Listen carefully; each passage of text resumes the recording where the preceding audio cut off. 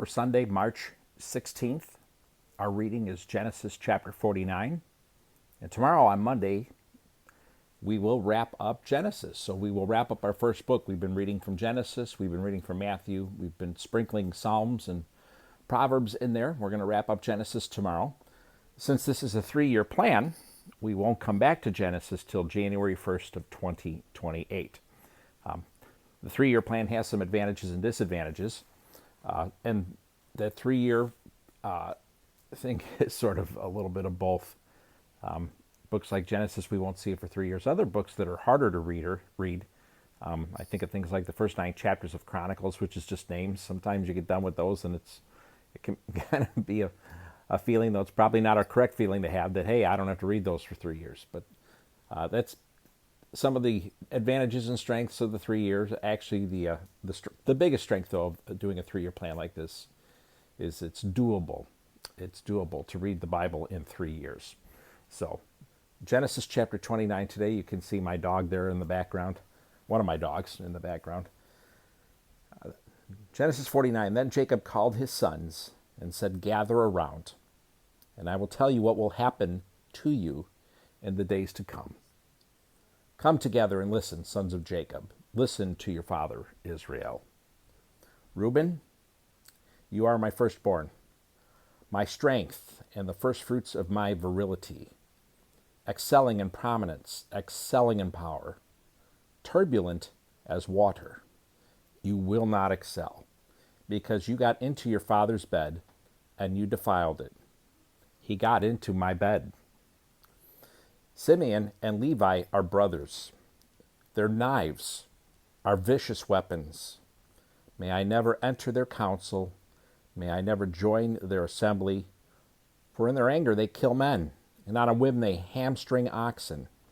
Their anger is cursed, for it is strong, and their fury, for it is cruel.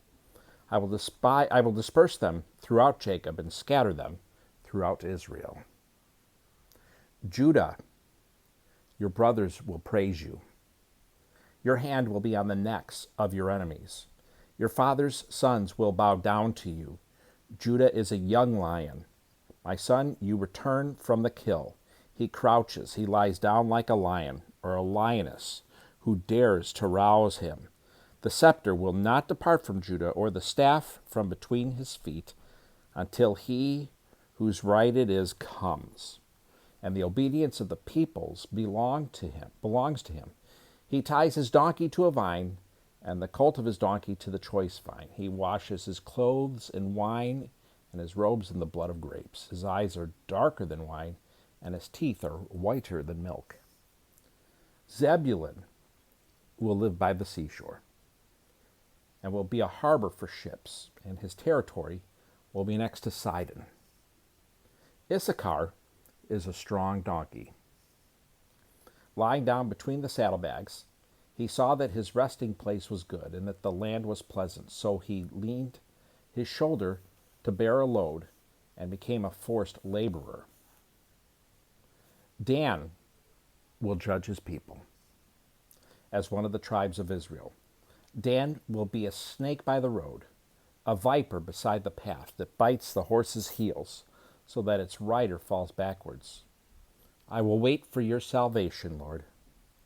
Gad will be attacked by raiders, but he will attack their heels.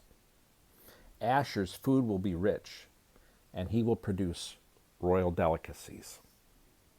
Naphtali is a doe set free that bears beautiful fawns. Joseph is a fruitful vine beside a spring. Its branches climb over the wall. The archers attacked him, shot at him, and were hostile toward him. Yet his bow remained steady, and his strong arms were made agile by the hands of the mighty one of Jacob, by the name of the shepherd, the rock of Israel, by the God of your father who helps you, and by the Almighty who blesses you, with the blessings of heavens above, blessings of the deep that lies below, and blessings of the breast and the womb.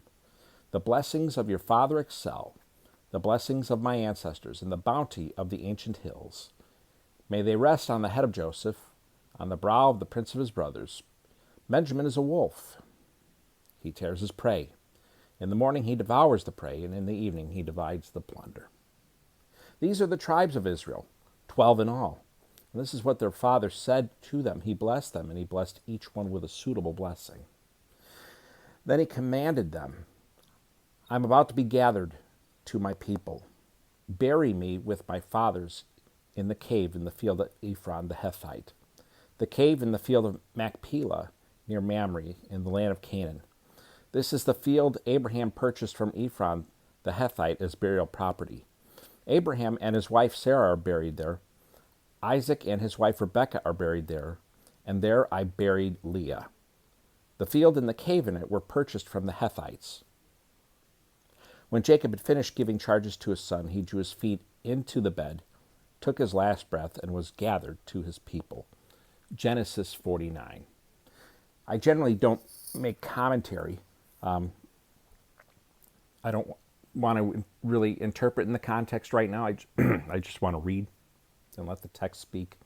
I have, of course, plenty of ideas. I've been reading through the Bible now for almost 40 full years, yearly at least once, often more times than once in a year. But an interesting piece to me on this that you might find interesting, and it won't like affect what you're going to do on your Monday or make you change churches or anything. And so that's why I point out this little nugget that I think is pretty interesting. You remember when Jacob got married, he fell in love with Rachel at the well, and then he worked for her father Laban for 7 years to get Rachel as his wife. And then at the wedding, not sure exactly how this works. Of course, they were in a culture where they didn't have electricity and lights. It got dark, so it was a different world. But that night, Laban snuck Leah in with him instead of Rachel. And then he worked for Rachel for another 7 years. He got her a week later, but he worked 7 more years for her, and then 6 more years to get the cattle and stuff, and the whole circus that was going on with Laban. And then, of course, the text showed us that Leah had 4 boys right away, and Rachel couldn't get pregnant, and she was, telling, hey, give me children or I'll die.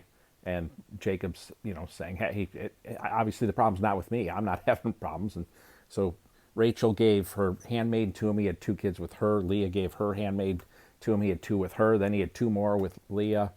And all through this, the emphasis throughout the text, and it was clearly stated that he loved Rachel, but didn't have that same feeling or that same affection for Leah that he had for Rachel. Leah was not favored with Jacob.